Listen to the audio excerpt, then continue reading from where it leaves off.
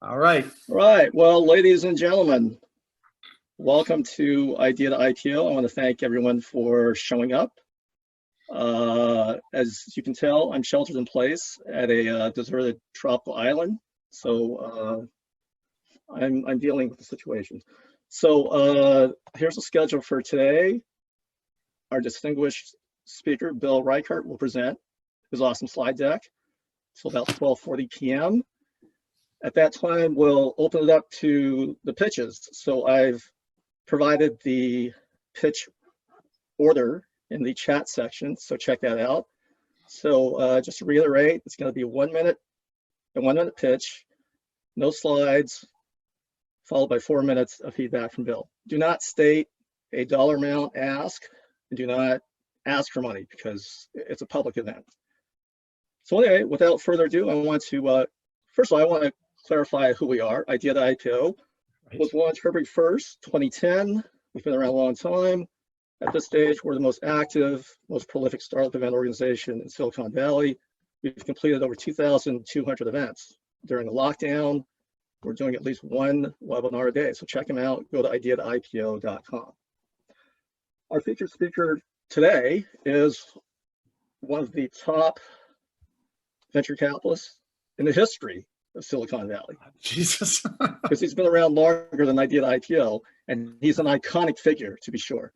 So without further ado, ladies and gentlemen, let's give it up for Bill Reichert. Let's have him a great big wow. Wow. Thank you, Rob. Thank you. And welcome to everyone this lunchtime on May 6th, sort of week 6 of the shelter in place here in Silicon Valley. In any case, I am delighted and honored to have the opportunity to spend some time with you guys here today and talk a little bit about one of my favorite subjects, which is how do you articulate your value proposition in a way that will get investors and customers and employees and partners, but how do you articulate your value proposition in a way that will make you stand out from the rest of the crowd, that will get the people listening to you to say, wow, that's amazing. You can really do that. Tell me more. So that's what I want to try to focus on today. So a little bit of background in terms of how I got here. I actually started my career on the other side as an entrepreneur. So long ago and far away, when I was a graduate student at Stanford, I wound up starting a software company. This was before it was fashionable for graduate students at Stanford to start software companies. And that company out of the gate was like a spectacular success until one day it crashed and burned. It just blew up. But the great thing about Silicon Valley is when you crash and burn, you just pick yourself up and you dust yourself off, and then you spin the story a little bit, and then you do it again. So I got to do it again. And this time wound up taking the company public. So that was great. I did it again, slammed that one into a brick wall, did it again, took that public, and then I decided, okay, let's try something else. And that's when I got together with Guy Kawasaki and a few other people, and we started Garage Technology Ventures. And the big idea behind Garage is we want to be well, when we started, our goal was to be the first venture capital firm that was designed for the benefit of entrepreneurs. And what that meant for us was we wanted to spend a certain amount of our time reaching out to entrepreneurs and sharing with entrepreneurs our experiences, our scars, our successes, our failures, and roll up our sleeves and help entrepreneurs to be more successful. So that's been the history of Garage.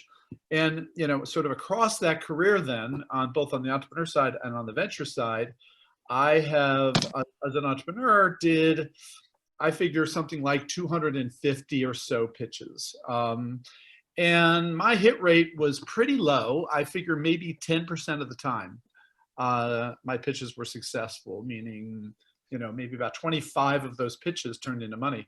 But that, that works out pretty well when you think about it. And that has enabled me to raise over, on that side, about $100 million across those all those pitches. So I thought I knew a bit about pitching when I became a VC. And then when I became a VC, we were struggling to try to figure out how can we help entrepreneurs be better at pitching. And we realized that, in fact, the venture community was doing a disservice to the entrepreneur community. We were not actually helping entrepreneurs get better at pitching.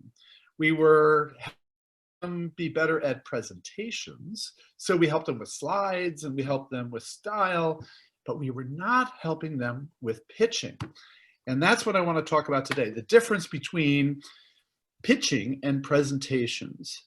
So let me share my screen and let's see if we can get this working. Okay, everybody can see that? So hopefully we're there. What I realized was that we were not helping entrepreneurs differentiate themselves from the vast pool of other entrepreneurs who were filling out these pitch templates and were doing these elevator pitch competitions. What we were unable to do was to help entrepreneurs figure out how to get the people they were talking to say, wow, this is amazing. Because that's our reality in this world. So in this world of now I got to figure out how to, let's see, there we go. All right, great. So the reality that everyone has now in the world of venture capital, in this attention, overload environment, or this information overload environment, this attention deficit disorder environment, for all of you, you've got 20 seconds to be compelling, or you might as well go home. So all this stuff we teach you about, 2-minute elevator pitches, 1-minute elevator pitches, 10, 20, 30 slide decks, all this stuff doesn't make any difference if you cannot grab them in the first 20 seconds. And so that's what I want to focus on today. And I was looking around trying to figure out what's going wrong with the way we are teaching entrepreneurs how to pitch. And it goes back to Human Anatomy 101. We realized that the best communicators, the best entrepreneurs, are effective at engaging 3 body parts. So what are the 3 body parts you've got to engage? Well, the first one obviously is the head. So when you pitch, when you speak, when you communicate, what you say has got to be clear. It's got to be something that I can understand. It's got to be logical. It's got to fit with the way I think the world works. And so that's sort of critically important. And that's what we spend about 99% of our time coaching entrepreneurs to focus on. When I was an entrepreneur, my coaches would tell me, it's all about bringing together the data, collecting the evidence, making the argument, building a 56-slide deck, and just crushing them with the logical inevitability of your brilliant argument and startup company. So that's what I thought it was all about in terms of making a good pitch. But when we started Garage, we tried to figure out, okay, how can we be the most disciplined, most objective, most data-driven, evidence-based venture capital firm in Silicon Valley?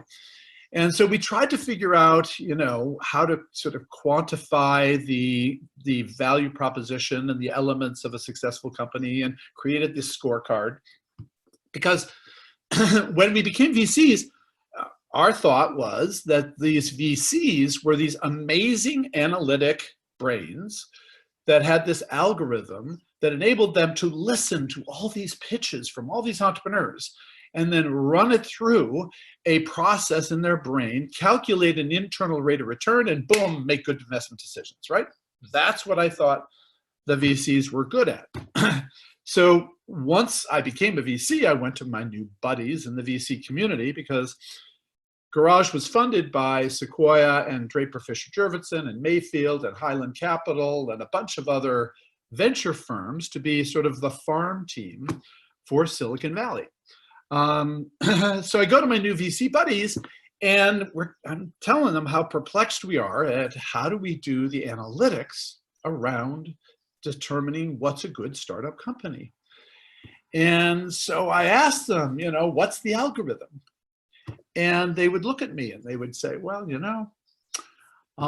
we fund teams. Yeah, it's about investing in teams.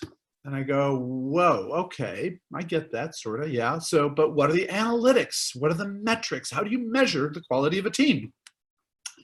And they looked at me and said, well, it's kind of pattern recognition. After 5 or 10 years, you'll get the hang of it.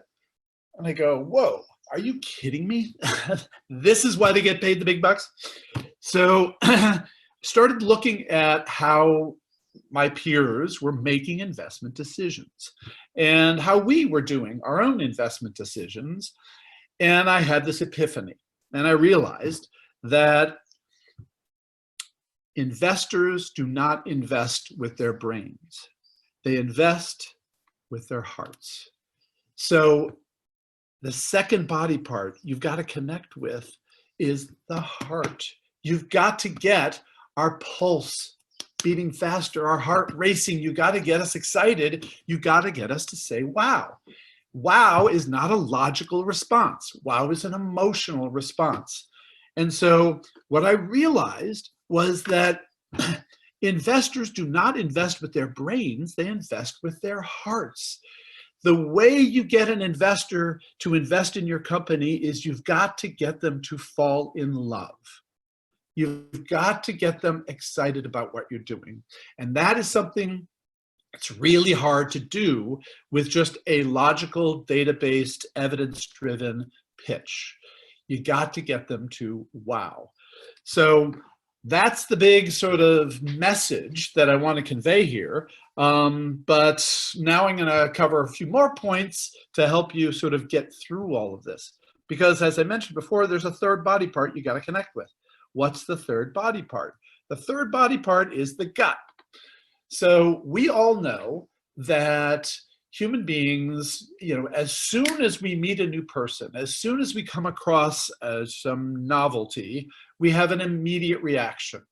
So psychologists and behavioral economists and a whole bunch of people have studied this and realized that the human animal instinctively reacts immediately to anything they're presented with. And so that's what we call, sort of the gut test, right? So you've got to pass the gut check, the gut check. And so what we've discovered, however, is that sometimes entrepreneurs, with all of their enthusiasm, with all of their confidence, sometimes entrepreneurs come across as overbearing, as perhaps overstating the truth, as perhaps misrepresenting the truth, as perhaps sometimes even lying. But as human beings, we have this immediate measure. We decide, do we trust this person or do we not trust this person? Is this person credible in what they are saying, or is this person not credible in what they are saying? So it's critical that in addition to appealing to the head and the heart, you also have to pass the gut check. So 3 body parts, head, heart, and gut. This is a test, okay? So I'd like to see you guys in the chat room tell me, are you following which is the most important of the 3? And now I'm trying to see, how do I get to the chat room? I don't even know if I can get to the chat room, but in any case. So what do you think is the most important? That must be there, right? Okay, let's see. Oh, there it is, right? Chat. All right, what's the most important? Come on, guys. Come on, guys. Oh, heart, gut, gut, heart, gut, heart, gut.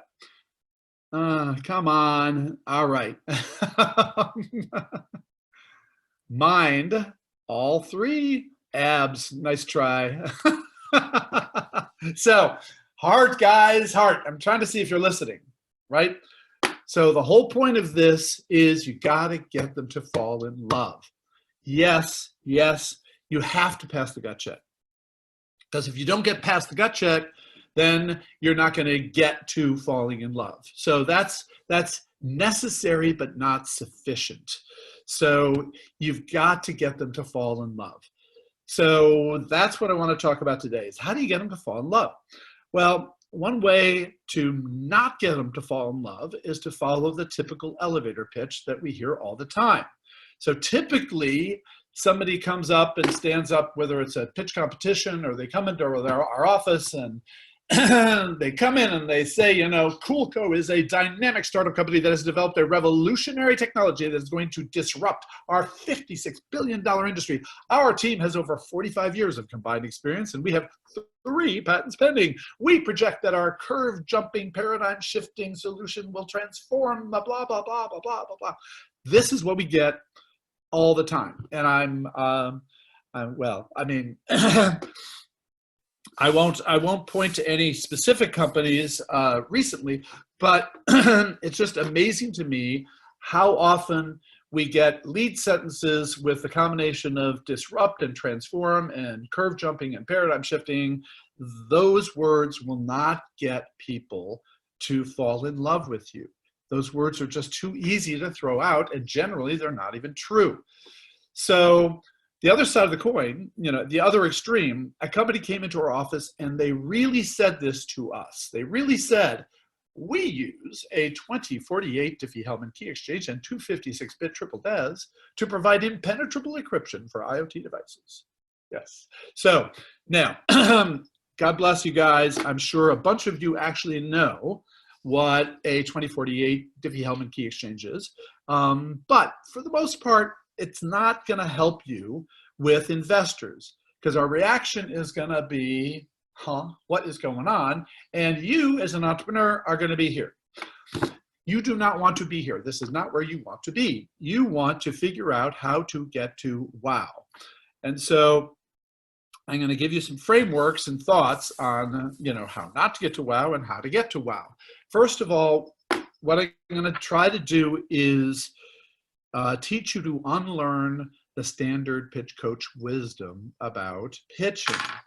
So one of the things I've the years is that almost all pitch coaches are not really pitch coaches. They are presentation coaches.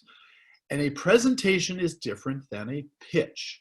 A presentation is a monologue where you have the opportunity to take a fixed amount of time and present a fixed amount of content to a captive audience. That's generally what a presentation is. A pitch, however, is a dynamic experience between 2 individuals or an individual and a group of other individuals. So a pitch is much more dynamic than a presentation, and you have to understand that whenever you're pitching.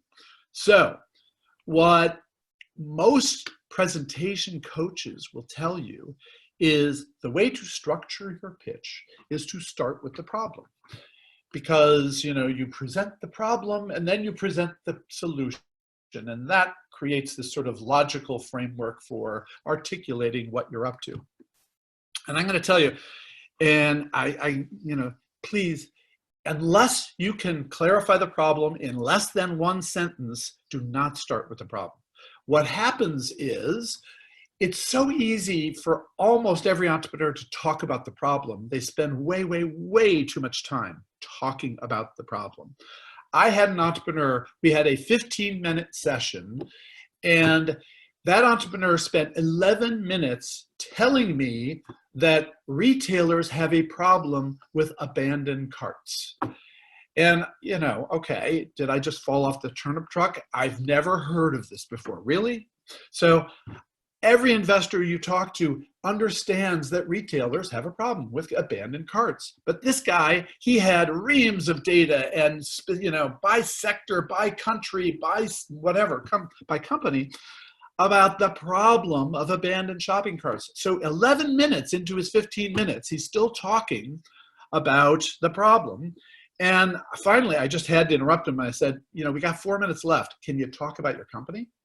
But, you know, we have companies, they come into our office and they're clean tech companies, and their first slide is a picture of downtown Beijing, you know, with the yellow smog and you can't see the sun.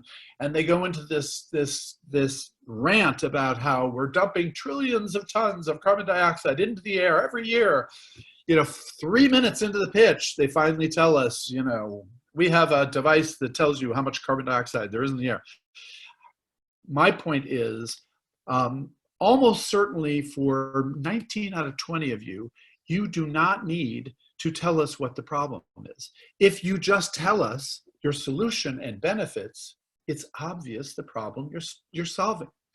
So when you are pitching, do not waste your time telling investors what they probably already know. You know, would you launch a drug discovery pitch by talking about how many people die of lung cancer? So yes, we know. We don't know the exact number of people who died from lung cancer, but we know lung cancer is a problem. Don't tell us that lung cancer is a problem. Tell us that you cure cancer. Okay, so what I'm telling you is, contrary to what everybody else tells you, don't start with the problem.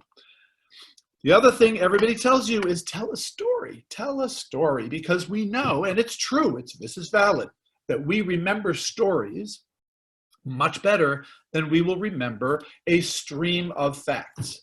So every presentation coach says, frame the story of your company in a story that has a narrative arc that people can remember. That's great, that's wonderful if you have time for a presentation.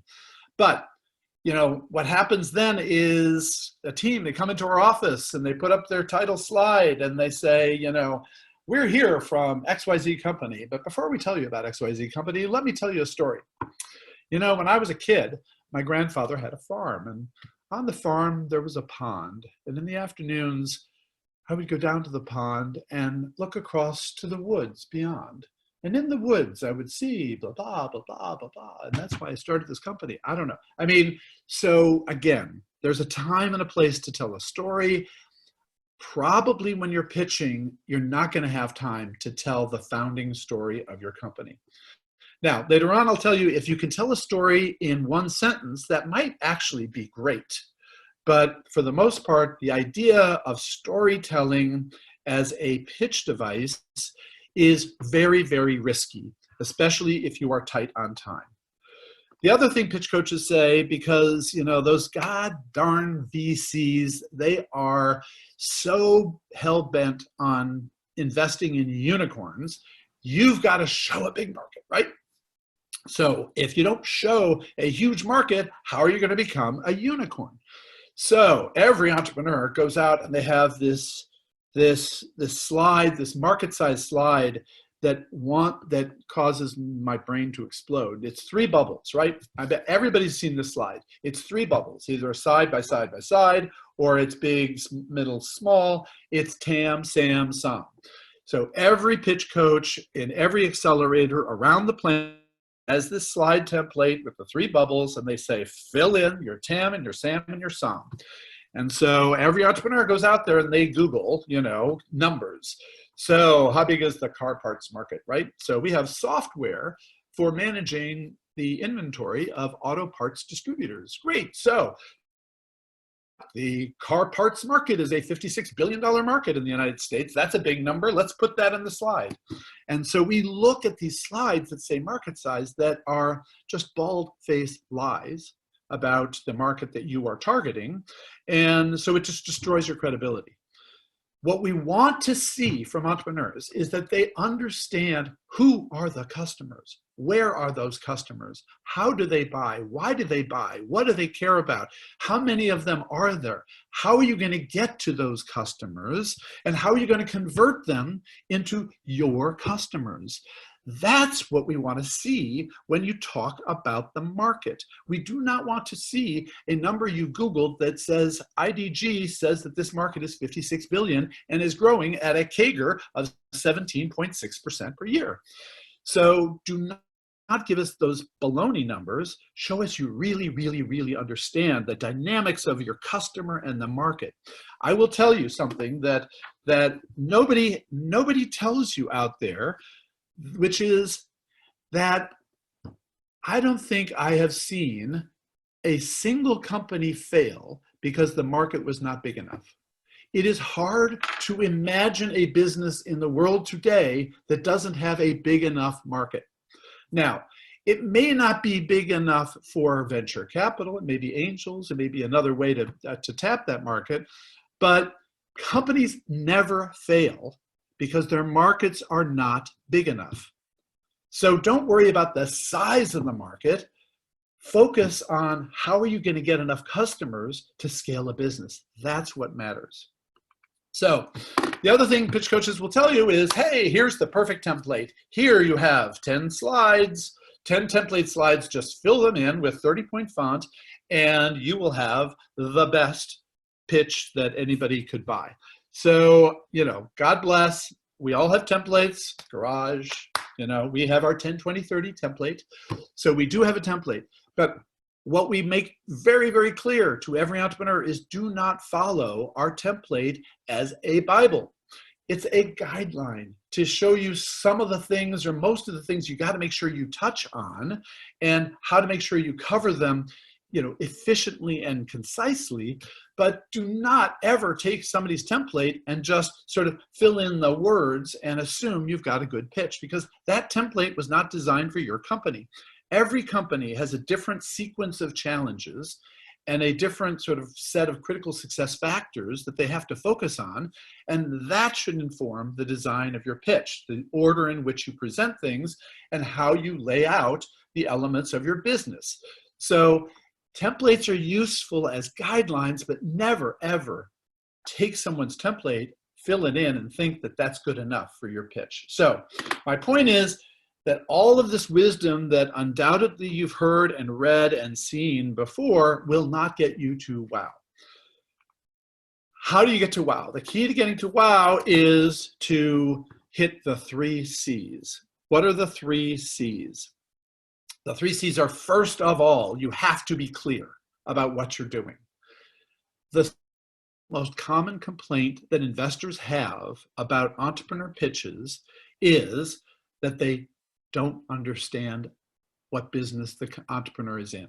It's astonishing to me how entrepreneurs can stand up there for, 1 minute, 2 minutes, 4 minutes, whatever, and sort of provide this amazing vision of the future, but never make it clear exactly what business they're in.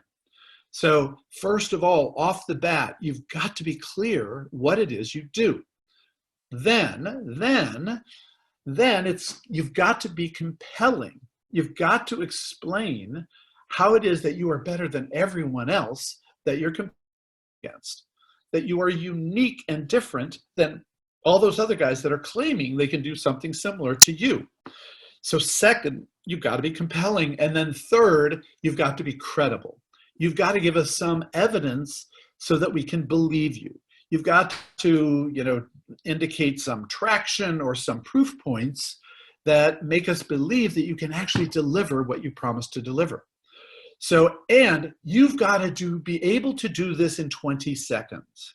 You really have to be able to do this in 20 seconds. And you can do it in 20 seconds. And it's a really valuable discipline if you can figure this out, how to be clear, how to be compelling, and how to be credible. Be clear, connect with the brain. Compelling, connect with the heart. Be credible, pass the gut check. Okay? The 3 C's. And I'm telling you, from now on, I would encourage you, every single communication that you draft or you speak, test it against the 3 C's. Is it clear what you're saying? Is what you're saying compelling? And is what you're saying credible?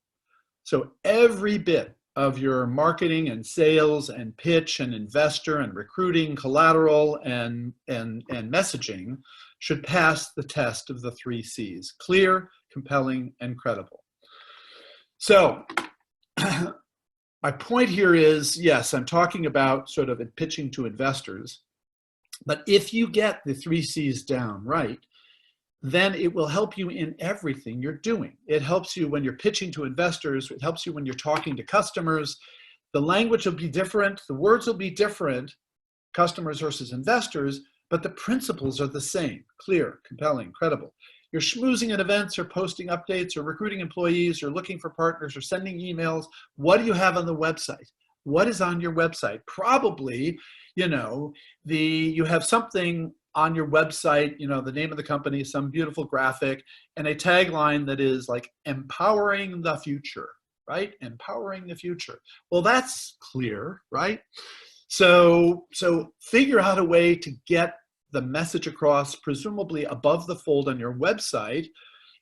You know, 20 seconds is about 50 words. So that's actually kind of a lot of words for above the fold, but somehow get across clear, compelling, and credible, you know, at the top of your website. When you're leaving voicemails, when you're sending out press releases or marketing materials, when you're training the team. The point is figuring this out in terms of what is your wow. Figuring that out is valuable to you all the time. So how do you do it? I'm going to give you sort of a step framework for getting to wow. And then what I want to see, what I want to see in the people who pitch me after this, I want to see that you have figured this out. So I'm sure so many of you who are planning on pitching me already have your 1-minute pitch. What I really, really, really want to hear is in the first 20 seconds, you nail clear, compelling, and credible. So I'm going to ask you, you know, to be able to be nimble and agile here in what you are going to pitch me. So first sentence should be a clear description of what you do better than anyone else. So what is the business that you're in? What is the business of your company? Now, a lot of pitch coaches will tell you, you know, it's got to be something your grandmother could understand, or it's got to be something a 6th grader could understand. Forget that. You know, some will say you got 8 words or you've got 12 words. Forget that. All you need is a simple sentence in what I would call simple tech crunch language. In other words, the language that most everyone in the tech community would understand. You know, it cannot be IEEE, you know, Spectrum magazine language, or, you know, but it doesn't have to be Dick and Jane. So what would a good business or business tech reporter use as the sentence to describe your company? When I confront entrepreneurs, you know, what I love to do is, if we were all together here, right, in an audience, in a room together, turn to a few entrepreneurs and say, 1 sentence, what do you do? And I can't believe how often the reaction of the entrepreneur, when I turn to them and I say, 1 sentence, what do you do? They go, we started you know, well, we're probably going to be starting with this, but then we're going to, I mean, they don't have the sense. How can it be? How can it be that you're an entrepreneur, you know, you've been pursuing this vision, this dream of yours, and you do not have a crisp, clear, understandable, memorable sentence that describes what you do? If you say we have a disruptive, transformative, curve-jumping, paradigm-shifting platform technology. For the surgery, yeah. Oh no, for the gender reassignment. No, you said they were getting. Okay. Oh, So can we get? Oh, no, that's, okay. No, that's. I'm talking about. Robert, can you hear me? Robert. Yeah, yeah. But I'm just saying is, it's a normal practice. If they want to, you know, support a particular illness, you might say, you know, but they've got their own agenda. That's what I'm trying to say. Okay, so you have to question, why are they giving money to hospitals to say, if they've got COVID-D, you'll get money? So I apologize. I can't understand what you're saying. And could Of course it is. Of course it is. That's all it is. That's all it is. All it is. Robert, Hey, Bill, can you mute him? I'll try. Let's see. Yeah. Let's see. Bill, Yeah, just so mute everybody. You'll have to but Bill, you right click got, on his picture. 7 minutes, Bill. There we go. Thank you. All right. Okay. All right. Good. All right. Excuse that little interruption there. But what I was saying is, you need, you know, imagine you were a journalist and you were writing about your company. what would a good journalist use as the sentence to describe your company? So again, I'm saying they won't say that I met this curve jumping, paradigm shifting, disruptive technology platform company. They won't say that. No good journalist would ever say that. So why are you saying that as the lead sentence in describing your company? Instead, you should have the sentence a good journalist would use, because it will be clear, it will be memorable, it'll be simple, so that anybody can understand. So get that sentence for your company, okay? One sentence. Okay, so now you're 8 seconds into your pitch. Second sentence, what is the compelling benefit you offer to whom? So now you want to get their hearts beating faster. You want to get them excited. You want to get them to say, wow. You want to say something like, the big idea behind our company is we can accelerate big data analytics by 100x. Whoa, that's a wow, right? So now, who does big data analytics? Maybe that's clear, maybe that's obvious, maybe it isn't, but maybe the sentence starts with the phrase, the big idea behind our company, because the big idea is your compelling value proposition. Now, the challenge for some of you is you may have a two-sided marketplace model or whatever. You may have benefits, may have more than one benefit. I get that. But at this point, very early on, you got to make it clear that you are light years ahead of everyone else. Normally, most entrepreneurs at this point, they dive into a description of their product and their technology, and they go on for minutes describing their product and their technology and showing me screenshots and stuff like that. Eventually I'll care about that, but first I got to understand, why is this valuable? So what? Who cares about the benefit that you're delivering? So second sentence, the big idea behind our company is, what is your compelling benefit and who realizes that benefit? Okay, so now you're 12, 14 seconds into your. The next thing you got to do is make it clear how you're different from everyone else and why we should believe you. What is your proof? So here's another dirty little secret that I learned about VCs that I didn't understand as an entrepreneur. When I was an entrepreneur, I thought as soon as an investor heard the brilliance, the elegance, the wonder, the joy of my startup company, they would be transfixed by its amazing differentiation from the rest of the world. What turns out to be the case is that pretty much every investor has listened to so many pitches. This is true of customers as well. Every customer you approach has listened to so many pitches that as soon as you open your mouth, what's going on in their brain is, oh yeah, I've heard this before.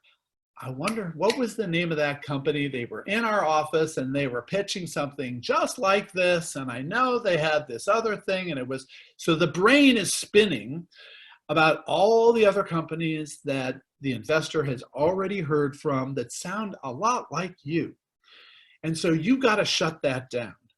You got to shut that down, and as early in the pitch as you can. You cannot wait till slide 6 when the template says you talk about competition to shut down that confusion in the brain of your audience.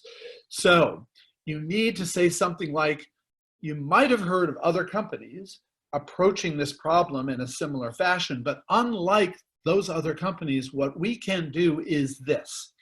As we have proven in our proof of concept pilots with Siemens and ABB and General Motors, right? Whatever.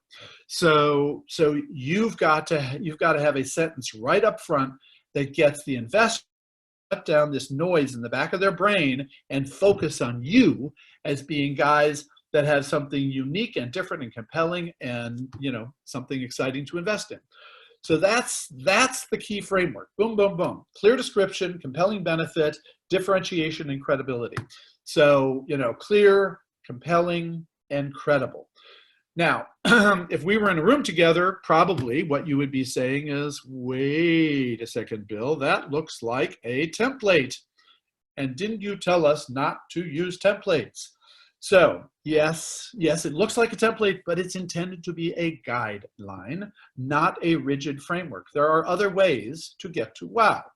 So I will tell you though, almost certainly you need these 3 sentences. You have got to have these 3 sentences because somebody's going to ask you each of these questions at some point. So you should have crisp, clear, memorable, simple, you know, easy to speak sentences that answer each of these questions. But you might have another approach to getting to wow. So one approach is if you can tell a story or paint a picture in, you know, sort of 1 sentence, I will let you tell that story. And that's a story that starts with the words imagine if, right? So imagine if you had an application that brings together all of your contacts from all of your different address books, social media sites, and CRM applications into one place so that you can reach out to anyone you want with just a click of a mouse, right? So if you can tell the story in 1 sentence, if you can paint a picture, that can be a really effective way of making it clear what you're doing and what the benefit is. Or if you can use an analogy, you know, earlier today, I was talking to an entrepreneur who has of all things, a travel application that is sort of this evolution from the last generation of online travel agencies like Kayak and Expedia and those guys. And you know, he made this explanation of how how the old world worked like this, and the new world, you know, the new world is typified by Amazon, which has not only its own products but also sells products from thousands of other merchants. So we are going to be the Amazon of travel. And the analogy made perfect sense, and it was a very both clear and compelling way to tell his story. There's a third way that you can get your wow across that is totally orthogonal from everything that I've said thus far. So if it turns out you've got like a really big name you can drop, then, you know, drop it early. Make sure we know very early on exactly what, you know, what you've proven already, even if it doesn't follow the, you know, framework I've given you. The example here is I was at an elevator pitch competition, actually down in New Zealand. And I was a judge at this competition. This woman gets up and says, "Hi, my name is Claudia, and we've developed a suite of special effects software for the entertainment industry. Last year, we won the Academy Award." And then she went on for her, you know, 4-minute elevator pitch. At the end of it, I said, "Claudia, you had me at Academy Award." So, you know, if you've gotten an Academy Award or some, you know, amazing big name, brand name achievement, you know, let us know early on. The counterexample for this is, you know, literally what happened one day. A team comes into our office for a 1-hour pitch meeting, 55 minutes into the meeting. The team, you know, they bring up their team slide because the template said the team slide goes at the end. Good, fine. So on the team slide, I look at the team slide. On the team slide, it says one of the co-founders is a Nobel laureate. And I go, "Oh my God, you're telling me Bill Sharp is one of the co-founders of this company, Nobel laureate in economics?" And they go, "Yeah." And we say, "But why didn't you tell us this at the beginning?" And they said, "Well, we wanted to end with a bang." I said, "Then, you know, but if you told us at the beginning, listened." So, but I'm bummed. In any case, the point is, if you've got a really big name, let us know. That will attach immediately to your company, to you guys as entrepreneurs. "Oh yeah, you're the guys with the Nobel laureate. Oh yeah, you're the guys who won the Academy Award." That's very valuable for any investor who wants to then tell your story to someone else. So, end with a couple of quick tips, and then we're going to go into the pitch session of this. First of all, let me just emphasize, it's really important you keep it simple. So one of the challenges we all have with our communications is we have a natural tendency to want to, you know, in order to standardize the point we want to make, we write it out, right? So you're going to have a tendency to want to script your wow. The challenge with writing out your wow is that we don't talk the way we write. Our speech tends to be much simpler than our written prose. So it's worth writing the words down in to get the core idea down, but you might have to translate it into human talk, because humans do not talk the way they write. And generally, we talk in language that is simpler than the language we write. So keep it simple.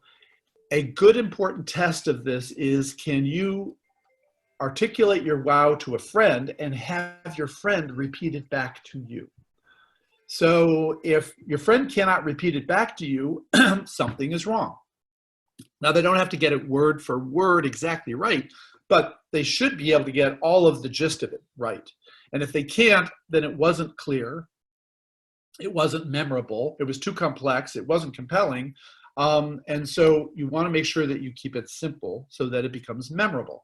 That way, investors can go back to their office and repeat it to their partners. If they can't repeat it to their partners, then you've lost. So second, just emphasize, in your wow and in all of your pitching, you've got to be customer focused. So again, as I said before, too often entrepreneurs tend to want to talk about their baby. They want to talk about their technology and their product and their wireframes and their screenshots.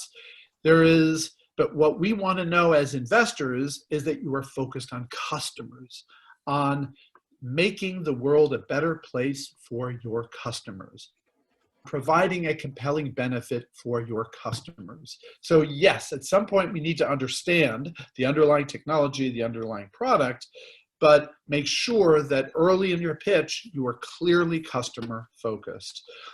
Then I want you, when you are articulating your benefit, your compelling benefit, if you can quantify it, it's much better if you can quantify it. The example I gave before, this woman came up to me at a conference and she said to me, Bill, what if I could tell you that we accelerate big data analytics by a factor of 100x? And I was like stunned. Actually, I told her that my initial reaction was that she was lying to me. And she then, actually she didn't bat an eye. She said, well, we proved it last summer with Major League Baseball. And I go, whoa, okay. That was, sort of clear, compelling, incredible, boom, in less than 15 seconds. So if you have a compelling quantification of your benefit, then please share it with us. But don't give us 6, 7, 8 numbers. Give us 1 or 2 numbers that are the sort of key metrics, the compelling metrics of your business. And then last, it should go without saying. It should go without saying, but just don't lie. In other words, don't exaggerate. The problem a lot of entrepreneurs have is you have such high confidence in the vision that you're painting of the future that sometimes you have a tendency to overstate the likelihood of this all happening. So on the Garage website, we have a blog, an article called The Top 10 Entrepreneur Lies. And so you can go take a look at those. And the point of this is, it's great to be confident, but don't exaggerate. Don't say things that destroy your credibility. But I don't want to take time going through that now. What I'd rather do is jump into the pitches. So with that, first of all, let's give it up for Bill silently. Yeah. So all right. Thank you so much. Yes. Bill has a hard stop at 12:30. So again, we're gonna go right into the pitches. So 1 minute, no slides, no ask. 4 minutes of feedback. Ollie is going to be our timer. So Ollie will time. And when it's time's up, I'll make a sound and it's time to move on. So we need to be really hard-nosed about stopping. So first up, we have Audio Tilly. Audio Tilly, go for it. Hey, I'm Lloyd with Audio Tilly. So you probably love reading TechCrunch and Verge. and all these news sites. But the problem is you can only enjoy the content when you're in front of a desktop or your mobile phone. But what about when you're commuting, when you're at the gym, or while cooking? Why can't you enjoy the content there? This is what we do. We enable sites to convert their content to audio format. So users, when they're limited by their location, when they cannot sit and read, they can now listen to their content. Additionally, we help news sites and blog sites generate revenue by embedding ads into the audio content so they can earn revenue from it.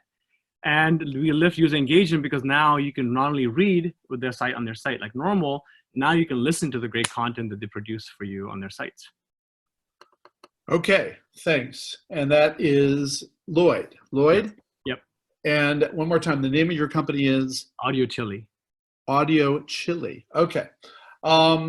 So here's what I heard. I know you love reading content like TechCrunch and other newsletters, but wouldn't you love it if you could get that content when you're not with your laptop or your phone, like when you are cooking or you're commuting? So we enable content providers to convert their content into audio, and we also have an ad mechanism to enable them to monetize their content with ads. Let's see. I think that's what I heard. So that's what I heard. That's what I heard. Yeah. What did I miss? No, you got it right. I nailed it. Okay. So, so the challenge. So what's happening in the brain of the investor is, well, there's all sorts of audio content out there. I got audio content. I can't possibly keep up with all the audio content I already have, in terms of all the podcasts that I've got lined up forever and ever and ever. So why is this different than a podcast? And how would I sort of connect with this versus with my podcast? So now I have, so the problem is one of clarity here. How do you fit into the world of podcasting? Or is that the idea that we enable people to turn their text content into podcast content, and insert it into the Apple and Google podcast ecosystem, and even monetize it with ads? Maybe, is that it? So, and then the question is, are you using machine voice to convert the text to audio, or are you using human? Which is, if it's human, then that's a whole nother problem in terms of the quality of the content and the scalability of the business. And then how are you going to monetize it? Now, I'm not expecting that you're going to tell me in the first 20 seconds what your business model is, or even what your technology is. But, you had, I don't know, you were probably 40 or 45 seconds. You didn't use a whole minute. Thank you. But you had a lot more than 20 seconds to clarify what you're in. So, my quick response to you is, I assume everybody you talk to has the exact same question. How is this different than podcast content? So what's the answer to that question? So podcast content typically is older content because it's produced and is relayed over a week's time usually. But we convert news content that's live. So immediately as a TechCrunch article comes out, it is a format that you can listen to. So it's pretty much like converting live text content on the web into audible format. Okay. So you're saying your customer would be a TechCrunch. Is that what you're saying? Yeah. So we're primarily starting off with news sites because they're producing a lot of live content. And we want their content to be in audio format. Podcasts will, if they were to produce a podcast, that stuff is old now. Stuff has already passed. We want live content to be in audio format. Well, okay. I mean, no matter what, there's going to be a gap between the post and whenever somebody's going to listen to it. But now, and this is actually one of my problems in life, is because I have all these up first and morning reports and blah, blah, blah. I've got all these news, these podcasts from, the New York Times and The Economist and McKinsey and Washington Post and blah, blah. I got all these podcasts that come out every day and sometimes more than every day. I'm overwhelmed. I'd love it if you could solve that problem. But are you going to enable me to subscribe the exact same way I subscribe to, Up First from NPR or whatever? Yeah, we actually started off initially building an app called Audi Brow. It's on the live in the store. You can actually open it up and click on TechCrunch and hit play, and it'll play to you. So you can absorb that content anytime you wish to. Yeah. But the problem with that play was that we needed to strike all these media deals, which ends up being really expensive. Okay. All right, thank you, Lloyd. So we got to move on to the next provide one. this technology to Okay, Lloyd. Okay. So I would love to find out more. I'd love to understand better, because the world has been trying to solve this problem for decades, literally. I mean, in the 90s, people tried to have someone read text while you were commuting, right? And for whatever reason, it still hasn't happened. And, all these journalist sites have had to go to human podcasts rather than just reading the articles. So, but guys, okay. Bill Thanks a lot. Bill has received everyone's executive summary. So there's always time for follow-up. I want to make sure everyone gets a chance because Bill's got a hard stop at 1:30. So when this goes off, you got to stop. All right. So next up, we have Thaddeus. Thaddeus, let's hear for Thaddeus. Hi, Bill and Jeff. And I've completely changed everything after your talk, so thank you. Right. Thaddeus Holmes, I'll start now. Thaddeus Holmes commercializes, can you hear me okay? Yeah. Okay. Thaddeus Holmes commercializes technology that enables builders and developers to build beautiful disaster-resistant homes at low cost, okay? And we've all seen the stories on TV, whether the Paradise Fires or hurricanes on the Gulf Coast, of just the complete devastation from the current state of residential home construction, which is using wood.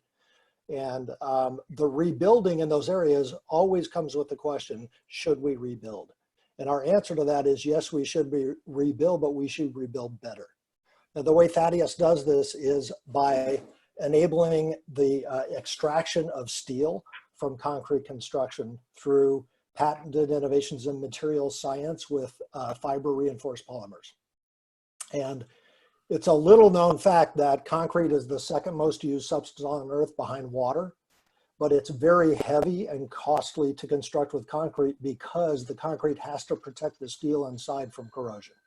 We've eliminated that problem. It enables us to fit into a very streamlined supply chain in a large market and enable the use of this modified concrete construction in residential homes in a cost-effective way. Okay. All right. So I think that was more than a minute. I'm not sure, but it was a little long. But here's what I heard. So we, Thaddeus Homes, enables developers and builders to build disaster-proof homes at a low cost. We've seen all these disasters like the Paradise Fires or the Camp Fires or fires. And the question is, do we rebuild or not? And our answer is, yes, we rebuild, but we have to rebuild differently. And so we've got a new material that there's something about concrete and something about steel and something about fiber that I didn't quite hear or understand. But it turns out concrete is the second most used thing on the earth, product on the earth, but it's really heavy. And then the whole point of concrete is to keep the steel from corroding. And we've done something that keeps that from happening, or something that makes concrete lighter, but I'm not exactly clear what it was. And so we enable you to build disaster-proof homes at a lower cost. So that's what I heard. Hello. Yep. That's great. Thanks. What did I miss? Wait, so who? Okay, I gotta mute somebody here. Who am I muting here? I should renew my leave or not. Whoop, mute. For the Okay, I don't want to mute Jeff. Who am I? Okay, there we go. All right. Okay. There's got to be a better way, Rob, to keep people from, interrupting. But okay, back to you, Jeff. Well, Jeff. you can mute them. So you spent, so I get the core point, build disaster-proof homes at a lower cost, but I didn't hear how much lower and how much more disaster-proof it is. Instead, you started talking about concrete and steel and fiber and weight and water, right? So, and you talked about it in a way that again, and part of the problem is Zoom, I admit. But independent of Zoom, the way you were talking about steel and concrete and fiber and all of that, it did not come across clear. So you need to do a better job. I didn't hear, you said the concrete is heavy, but you didn't tell me how much lighter you are. You said you're lower cost, but you didn't tell me how much lower cost you are. I don't know if it takes longer or shorter to build your homes. And so there's a whole bunch of things you could have easily inserted, you could have easily inserted as compelling benefits and credibility point. But instead, you talked about paradise fires and you talked about water, right? So I'm being a little bit tough on you, okay? So Fair enough. So can I ask a question? Yeah, well, so yes, go ahead, ask the question. I was just going to say, we had a bunch of numbers in the presentation, obviously. I took numbers out of the pitch thinking that would be better, but it sounds like that's probably not. No, I mean, I said one or two compelling metrics, right? Yeah. So I do want numbers. You've got to, what makes your benefit compelling is if it's 10x better, not just better, right? So lower cost is, that's nice, but I'm not excited if, instead of costing, $500,000, it costs $480,000, and it looks like some bunker, I don't know. I mean, so you've got to sort of preempt those questions if you have a number that's clear. Okay. So yes, I think in your case, you've got to very, very quickly up front say how much lower cost is, and then if time to build is a metric of merit in your business.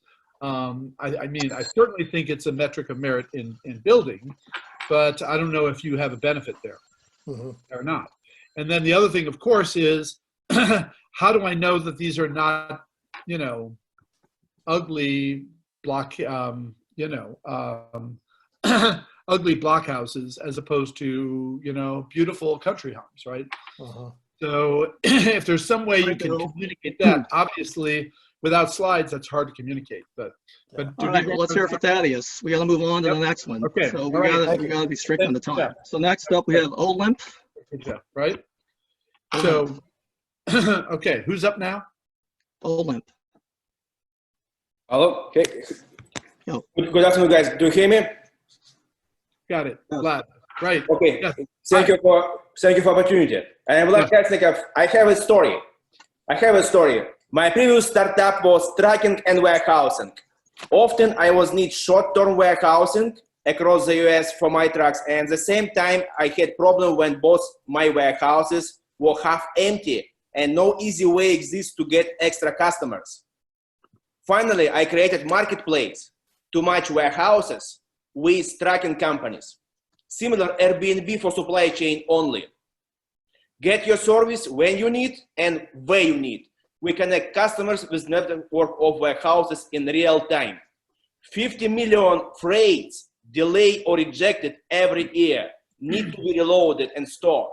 400,000 warehouses across the US market, and up to 40% space is empty. Olymp volume proposition is real-time on-demand warehousing service flexibility of locations. We take 15% fee from each transactions. Up to date, we have 200 transactions done, realizing $170,000 revenue. Thank you. All right, it's time for feedback, Bill. Feedback from Bill. Okay, Vlad. So what I heard is I have a story, something about drugs and warehouses. You had two warehouses and they were half empty and you couldn't find customers. And so you had this idea of warehouse space on demand, like Airbnb for warehouse. And then there are 400,000 warehouses in the U.S. and 40% of, they're 40% empty. And you can give merchants or whatever, manufacturers, use of this space on demand in the right position, and you take 50% of the fee, and after some number of customers, you'll have 170,000 in revenue. Correct. Most of it, yes. Did I? Okay, so that's what I heard. And so I get, it's interesting. It was really hard for me to figure out where you were going when you were talking about drugs and warehouses and not having customers. And then you started talking about how, this idea of Airbnb for warehouse space, which is like, boom, obvious. Oh, of course, I get it, right? So I would have also, it's, sort of like Airbnb, it's sort of like Liquid Space. I don't know. You also know Liquid Space? The company Liquid Space? Liquid Space, no. Okay, but so most investors will think it's more like Liquid Space than it is like Airbnb, but that's okay. And I don't know how Liquid Space actually has done. Airbnb historically, is a wildly successful unicorn. Right now, Airbnb is not a great analogy, right? So, but right now, everyone not great analogy. Doesn't matter which industry. I tell you, but logistics is, logistics is one of the few industries that has improved with this crisis. Because I mean, that's a longer story. But we have investments in logistics companies, and stunningly, COVID has helped the logistics industry for a whole bunch of unfortunate reasons. But so I get it. So it's Liquid Space for warehouses. I didn't quite get what you meant by when you say you take a 50% fee. 15. 15%. 15. Sorry, okay. my English. And I didn't. So now you have two customers so you have a two-sided marketplace, right? So you have two customers. So you need a compelling benefit for both customers. It's pretty obvious what the compelling benefit is for the warehouse guys. They, you fill their warehouses when they have empty space. That's great, and I understand the economics of warehouse is you got to be 72% full before you break even, and then everything after that is gravy, or depending upon your warehouse, right? For the manufacturers, this issue of why is it I have why do I have a what benefit do you bring to me that I can't easily solve already? Okay, if you are tracking, go ahead. Time's up. Our service is okay. Move on. So next up we have Hydrotech. Okay. So Vlad, Bill, send me that email. Time's okay? up. All right. So let's go. Who's up next? Okay, so Hydrotech. Let's hear it for hi, Hydrotech. this is Sudhir from Hydrotrek, as in Star Trek. Hydrotrek to boldly disrupt the water industry. Disrupt the water industry. Okay. We have a smart hardware and software platform for the water industry, and that would be similar to the driverless car for the transportation industry. Except in the water industry, they're still driving bullock carts. And so it's going to be a challenge to get them out of the bullock carts into the driverless mode. But the technology being used currently in water industry is extremely outdated. They're risk averse, and getting them cloud thinking, IoT, and analytics and AI but we have several of these components already built in the hardware and in the software. Devices, analytics, digital twins of their operations for operations and planning purposes. And so we are essentially looking to get somebody to embrace the platform concept, as well as pick the specific technologies that we've been developing since 2013 and started with the US Army $1 million grant to us. And so we have been done pilots and we are ready to roll. All right. Okay. Great pitch. Bill, feedback. All right. And it's Sudhir? Yes. Okay. Hi, Bill. Hi. Okay, so we're Hydrotech, like Hydrotrek, like Star Trek.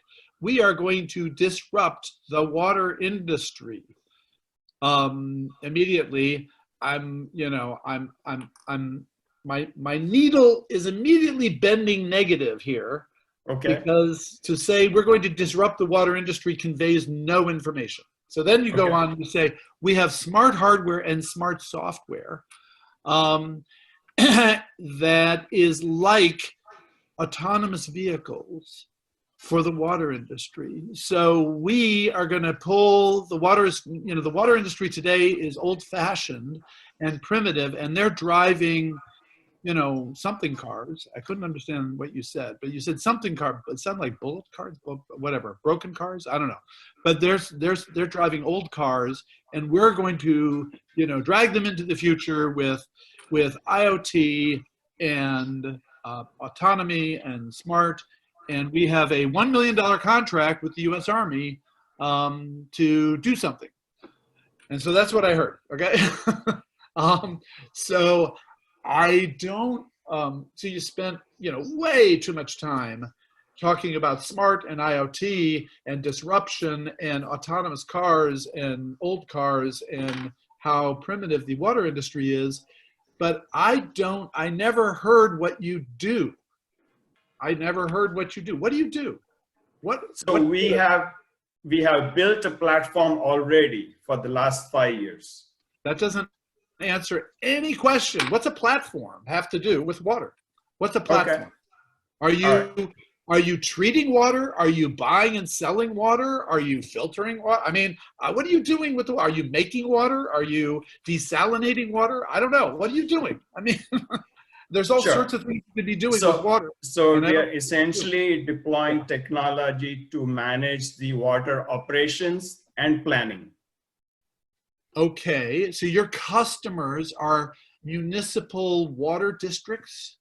East Bay Correct. Mud? Is that East Bay Mud is your customer or? Correct. DC Water. Okay. Okay.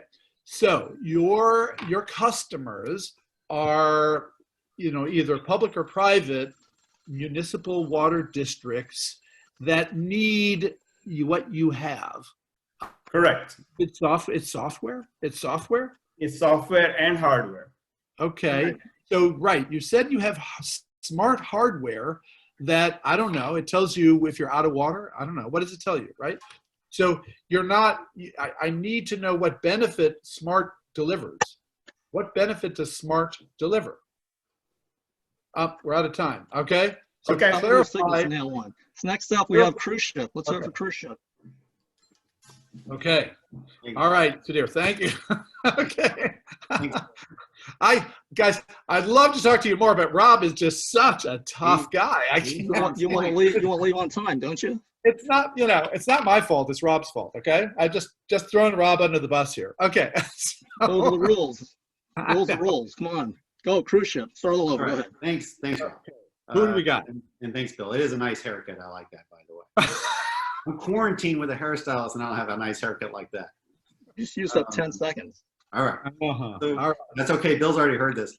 So Okay. Cruise Ship is actually a new social networking platform similar to Instagram, but it's also incorporated a lot of features that Eventbrite has. So we occupy the space between informal future, right? Not like Instagram, where it's the past, or Eventbrite, where it's the future and formal. So Cruise Ship is actually out today on the app stores and available for you to download. It's a shared space for your private, close community. Think 150 people or less, your friends, your family, your coworkers.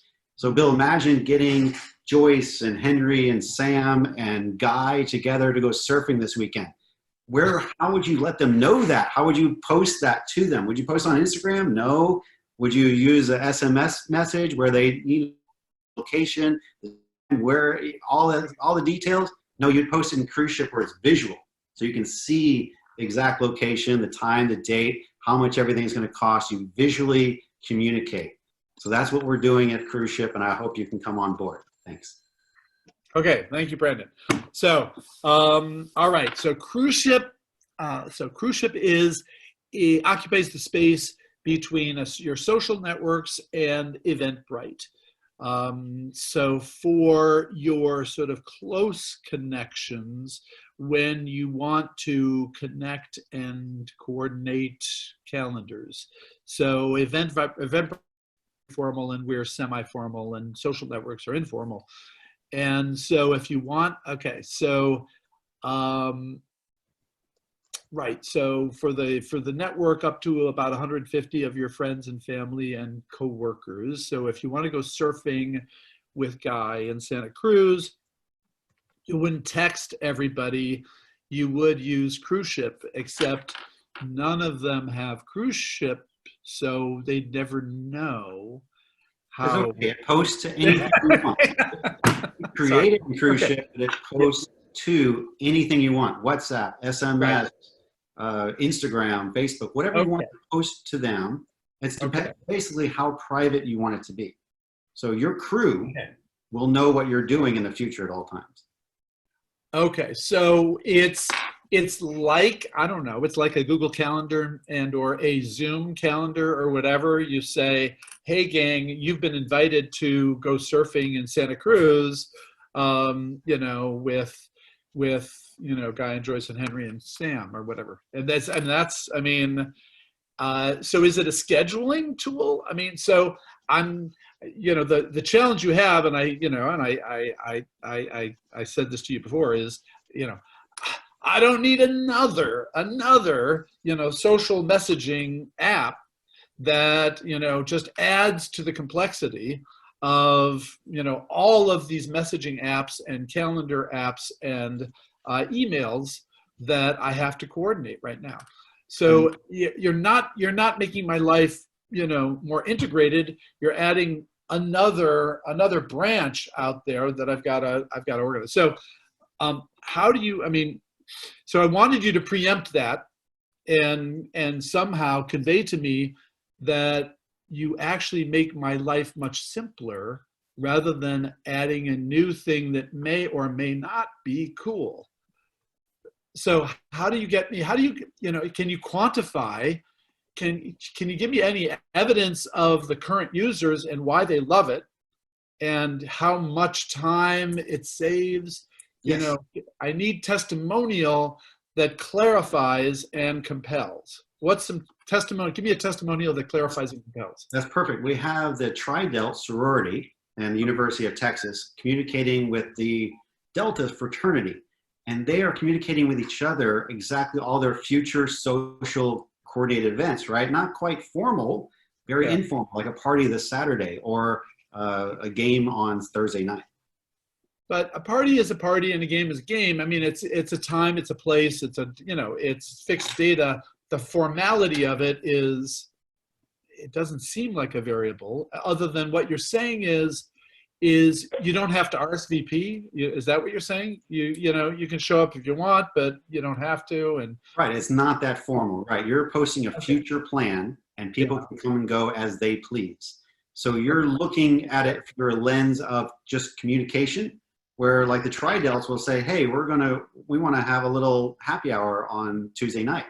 And the Delta fraternity will look at that and go like, oh, maybe 5 or 10 of our people can show up. It's exclusive to that crew. So that crew is the only ones that they're invited. You don't post it to Instagram. You don't have to SMS 50 people or 100 people to try to get 5 or 10. You know exactly who's going and where it is and when and everything. Okay.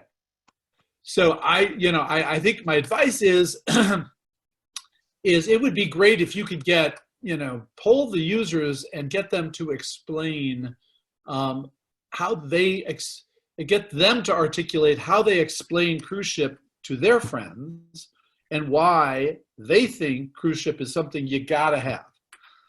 So Right. Thank you, cruise ship. Great advice. Okay. Thanks, Phil. So next up, All right. we have a Thanks, change in the Brandon. order because Emerald AI has to leave early. So let's hear for Emerald AI. Go for Okay. Emerald. Hi, Bill. James Campbell here with Emerald AI. Hopefully you can hear me. I hear you. Great. Okay, cool. So basically, we are a machine learning startup that's data first, right? And in the ML space in the past year and moving into 2020, you got about 9,000 machine learning dependent startups that are out there, right? $2 trillion worth of money that it's bringing to the economy in the next year. And well, the biggest pain point all of those companies have is getting the data to build their machine learning models, right? So with Emerald AI, we're focused on solving that pain point for them, moving from 6 months to gather data on average, right, by teams of data scientists to a few days to get the data, right? You're talking about a 10x to 100x improvement depending on the situation. And we're going directly head to head in the space with data robots and those people that are out in the world, right? And data robot itself, they don't deal with data, right? You bring your own data to them, and that's the whole point, right? So that's it. That's Emerald AI. Emerald AI. Right, Okay. feedback, All right. So here, you know, here's what I heard. And James. So Emerald AI is machine learning that is data first. So, you know, there's bunches and bunches of AI startups out there. There was 9,000, you said 9,000 something. I don't know if it's startups or not. And there's something like 2 trillion, there's a $2 trillion figure in there somewhere, which may or may not be the cost or the total value or the cost of acquiring the data. The big problem we're solving is the acquisition of data for training your AI. It takes now 6 to 9 months, and we can turn it into days. So we're going head to head against Data Robot, but not really, because Data Robot is really not about data, you know, and because Data Robot's really more about algorithms and frameworks and whatever. But and that's Emerald AI. Is that okay? Boom, you got it. You got it, Bill. Okay. What was the 9,000?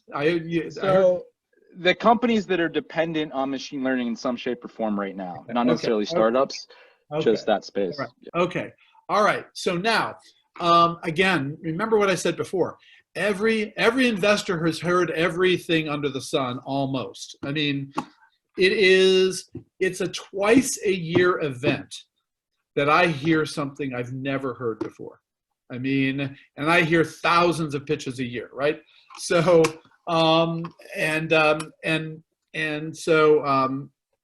I've heard so many people talk about the data science problem related to machine learning. And sometimes, so it falls into two camps. One is the camp that says, well, three camps, but one is the camp that says you don't need as much data as everybody else says you need, because either our algorithm doesn't need as much data, or we can create artificial data and simulate data. And so boom, you know, we got all the data you need straight. There's one camp. The other camp is, you know, we can clean your data. We can clean and tag your data automatically, you know, and so you have all this crappy, messy data from all these different sources, and you run it through our solution, and we clean it and tag it, and it's all good, right? And so I don't know where you fall in this. All I heard is data first, and data first, you know, so I would rethink your tagline, you know, because, you know, it's either kind of a duh. Yeah, I mean, machine learning, of course you need data and whatever. So you don't help yourself by saying that. It doesn't clarify anything. I need a sentence that says, you know, in the domain of either acquiring or cleaning or simulating or creating or, you know, or ingesting whatever data, Yep. you know, here's where we fit and here's where we deliver value. So you said we turned it from 6 months to a few days. That's a wow. That's a wow. But because I couldn't figure out where you fit, it's really hard for me to go back to my partners and say, you know, the Emerald AI guys, they've got this amazing technology that turns the, you know, data ingestion, acquisition, whatever, because they're going to say, how does it work? And I go, I have no idea. I mean, yeah, I guess an extra sentence in there would have been, you know, it's everything from all the way to the acquisition stage into the labeling and the cleanup and the structuring, that whole piece from gathering it, the raw data, into all of that beginning piece of the pipeline for the ML. Hey, Bill. So tell me more. Okay. All right. All the time, Bill. We have 4 more pitches. Okay. You want me to make them 30 seconds instead of 1 minute? Yes, 30 seconds and 2 minutes of feedback. Okay. Bill actually originally wanted 30-second pitches, which is really short, but we're going to go with it. Kind of the point, So right? next up, we have Netra Systems. You got 30 seconds to pitch and 2 minutes feedback. Go. We are developing ultra-high resolution imaging devices that can image cells in the retina in living animals. This technology can speed up ophthalmic drug development by many years. Therefore, many researchers are already buying our devices, and we will have revenue of $1 million this year. We have 6 patents on this technology. The devices can also be used for early diagnosis of eye diseases, impacting 1.3 billion people. That's because we have 10 times more better resolution than the competition. We're using advanced optics and AI to achieve microscale resolution in the retina. All right, Bill, you got 2 minutes feedback. Okay, so Manish, Netra, I think that's what it is. So we have an ultra high resolution camera for imaging the retina of the eye, and that is going to accelerate drug development. And there are 1.3 billion people who have some form of eye problem. And next year we're going to generate $1 million in revenue. That's what I heard. Is that? Yeah. What did I miss? What did I miss? So I didn't, well, what I missed, I didn't, so I get the idea of a high resolution imaging of the retina. You said you use AI to do something, but it wasn't clear if the AI is enhancing the image or if the AI is diagnosing a disease, or if the AI is identifying anomalies, or what the AI is doing.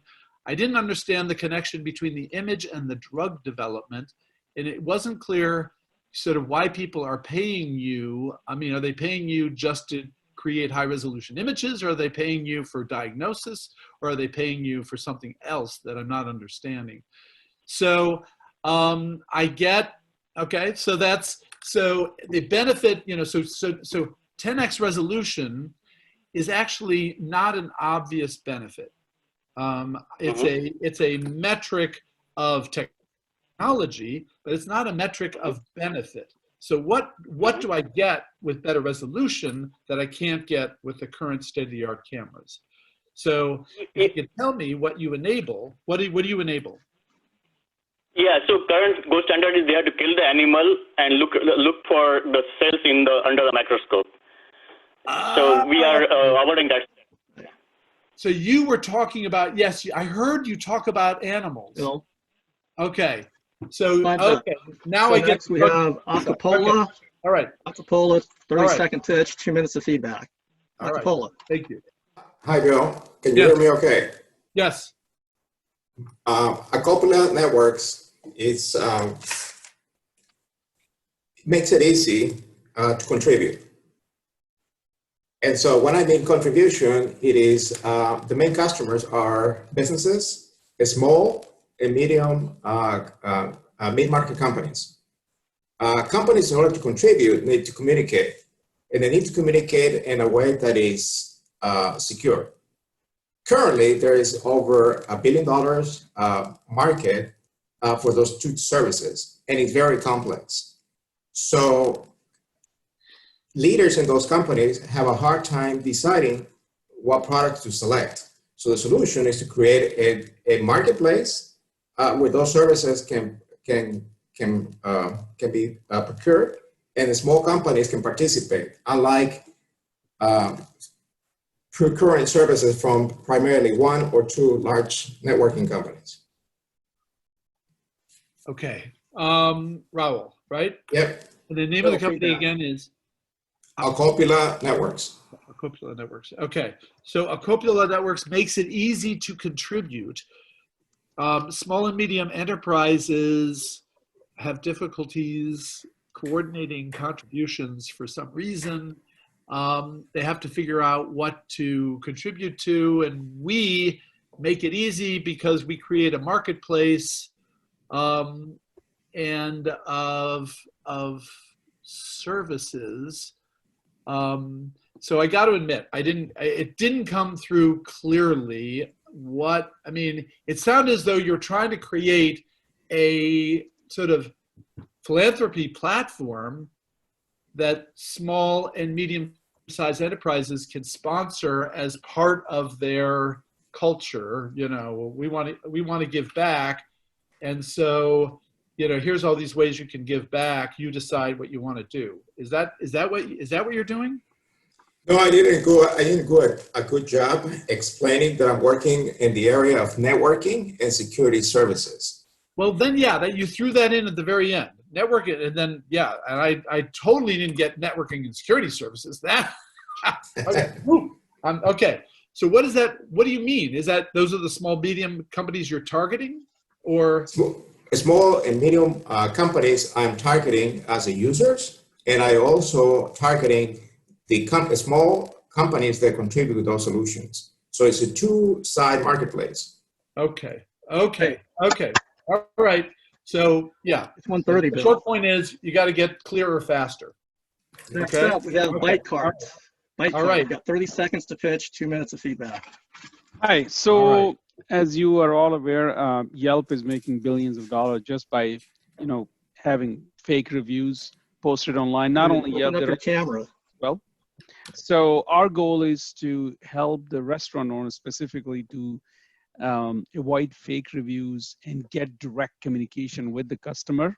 And the reason I'm pushing for this is because we had a restaurant, my brother opened a restaurant 10 years ago, put all his money in, and just because of few fake reviews, he got out of business. And I think a lot of restaurants, even now, they're struggling more. So our goal is to how to have that direct communication between the customer and the owner, so that we can bypass all these review companies that basically sell their service, end up making a lot of money from the restaurant. Thank you. Irfan, open up your camera. Somebody's got two mics on. Okay, thanks. So you're fun. Okay. We're Drat. I'm not even sure I heard the name of the company, but we are solving, everybody knows that Yelp's making bunches of money by, with fake reviews. And my brother's business restaurant went out of business because of a bunch of fake reviews. And what we're doing is helping restaurants connect directly with the customers and bypass the fake review problem. Correct. Okay, so that's what I heard. So I get it. I mean, so you spent all 30 seconds basically repeating the same. You didn't quite repeat, but you could have gotten your point across simply by saying, we solve the Yelp fake review problem for restaurants by doing something. So I still don't know what you do that solves the problem, and how that's going to help a restaurant, given that how can I possibly avoid Yelp? I still have to have Yelp, just because how else am I going to get customers if they cannot find me on Yelp? And so I guess there's some obvious questions that you need to answer quickly. I get it, be able to answer it in 30 seconds. but there's some obvious questions investors are going to have. You've got to preempt them as quickly as you can when you're telling the story. All right. Last but not least, we have Rombot. Sure. 30 seconds and 2 minutes. Go for it, Rombot. Okay. Hi, Bill. My name is Justine, and I'll skip the niceties because we don't have time. Most of us have experienced joint pain and the inconvenience, time, and cost of consulting a PT, only to forget what exercises you're meant to do or how to do them properly, and the pain never goes away. Rombot puts a physical therapist in your pocket. We will be the Uber for these patients and movement professionals. We are a digital marketplace connecting people who want to move without pain to experts that can help them immediately and remotely. Unlike other apps that just provide content, we put you in direct contact with a movement professional anywhere at any time for personalized care, monitoring, and smart rehabilitation equipment.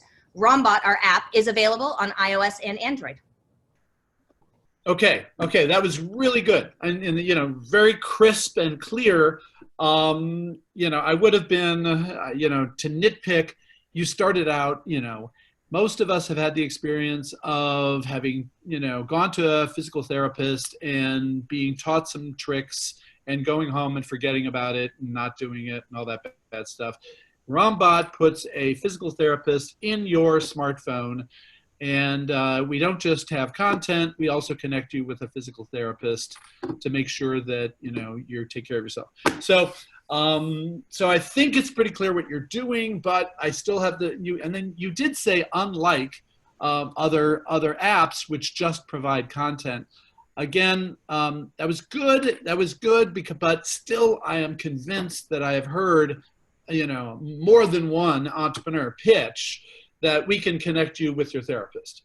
So maybe it was something slightly different than physical therapy. I don't know. But obviously, sort of all of the fitness and wellness apps and abroad, there are bunches and bunches of fitness and wellness that connect you with live people to, help you, comply, basically. So I'm not getting why this is particularly unique or novel or hard to find in some other place. And so you need to preempt that pretty quickly. And you tried with the unlike, and I guess what happened was, I just didn't believe you, right? I didn't, which is, and so now how do you establish a credibility? You've got to figure out a way to, so here's for everybody who's listening, if you're still there, one of the best examples of a credibility sentence that I've ever heard was an entrepreneur who told us that Sanyo, big multinational corporation out of Japan, Sanyo circled the world twice and went to 132 different labs to try to find a solution to this particular problem they had. And after evaluating all other solutions, they picked us. And that was like, wow. Sanyo has way more resources than we do as investors to do the diligence on this. Can we talk to Sanyo? Absolutely, right? So if you can put the words into a customer's mouth that says something to the effect of, we've tried all these different apps and they're crap until, these guys came along, right? I forget the name of what's the name of your app? It's Rombot. That was my sentence that got cut off because I only had 30 seconds. Oh, okay. Okay. Bill, it's 1:38. I'd love to go all afternoon. Unfortunately, now I'm late.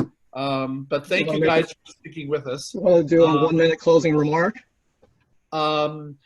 So, I wish there were, the 1 minute closing remark is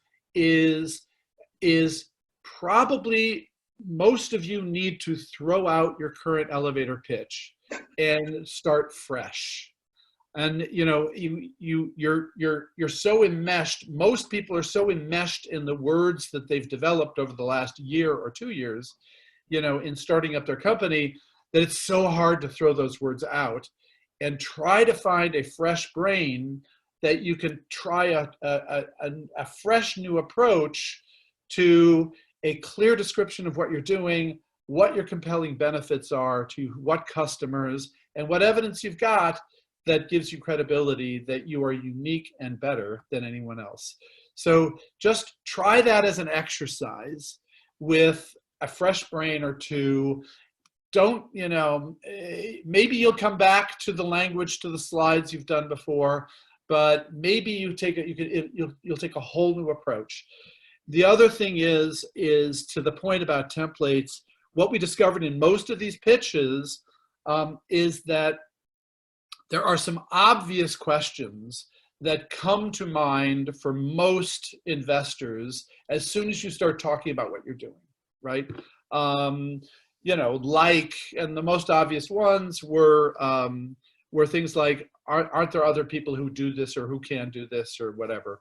But make sure for your particular company that you understand what are the obvious questions or the most likely questions that, you know, not just an investor, but a sophisticated customer would ask, and make sure you address, as you know, you do, at least at a preliminary level, you address those key obvious questions in the first minute.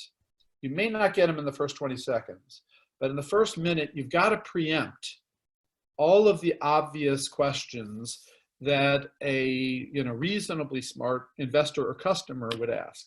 So, okay, the thing that I hear all the time from entrepreneurs is, oh, you know, my solution, my company, my platform, my technology is so brilliant and so elegant and so wonderful. It's just impossible to explain in less than a minute. I mean, that's impossible.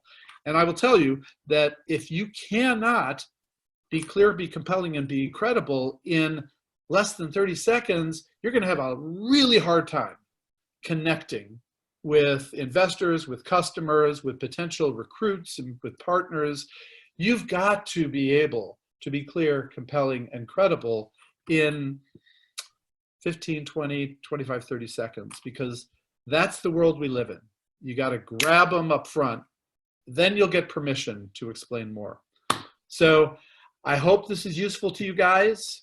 I hope you can, you know, somehow transform your communications and articulate your value proposition in a much more clear and compelling way, such that everybody who listens to you from now on is going to say, wow, that's amazing. Tell me more.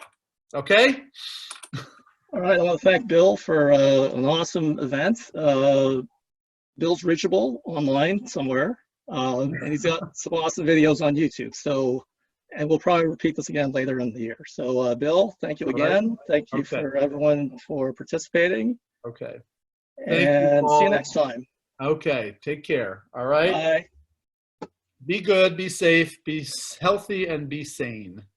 So